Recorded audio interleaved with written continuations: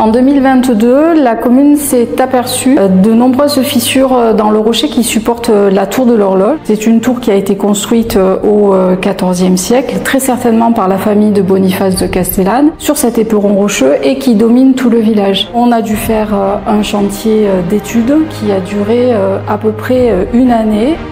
En 2023, une partie de la population a été évacuée, tous ceux qui sont dans les abords périmètre d'effondrement de la tour. Et nous avons tout de suite mis en œuvre une phase dite de sécurisation.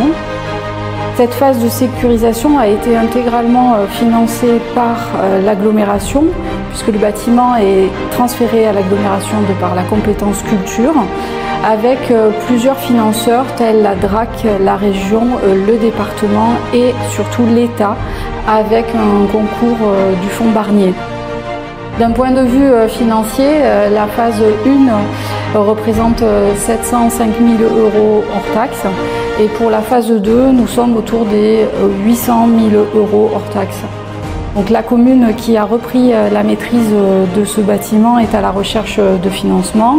Ce chantier de sécurisation est inédit. C'est un chantier qui est à tout point de vue unique, à la fois dans les aménagements que doit déployer la commune sur les abords et en même temps sur le confortement de ce rocher et du coup le maintien de la stabilité de la tour de l'horloge.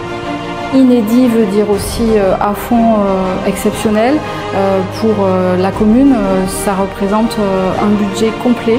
Donc cette recherche de fonds est pour nous primordiale et l'aide apportée à travers la Fondation du patrimoine est vraiment une priorité pour nous aider à financer et mener à bien ce projet. L'histoire de la tour et plus largement celle des aires de la tour démarre au XIe siècle avec l'aménagement de l'église Saint-Martin et ce qu'on doit estimer être un castrum. De ce petit château, aujourd'hui, nous ne connaissons rien, si ce n'est qu'au XIVe siècle est érigée cette grande tour qui mesure 24 mètres de haut et qui a été acquise par la commune en 1866. Et donc la tour sera couronnée d'un campanile supportant la cloche.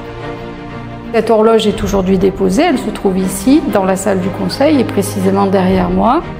Ce ne sera qu'en 2019 que la commune fera l'acquisition totale des aires de la tour, un parcellaire qui était morcelé en 10 propriétaires, ce qui nous permet aujourd'hui d'envisager avec ces travaux de la tour de l'horloge également un réaménagement des aires de la tour. Une fois les travaux de sécurisation définitive terminés, feront l'objet d'une valorisation. Hormis la réouverture du musée qui se trouve dans le rez-de-chaussée de la tour de l'horloge, un espace dédié à l'histoire sera possible sur les aires. J'insiste sur le fait que donner à la Fondation du patrimoine pour la tour de l'horloge, c'est vous permettre aussi de défiscaliser. Donc l'opération est intéressante et vous pouvez donner pour la tour de l'horloge toutes les années. Les Saint-Martinois vous remercient de vos gestes.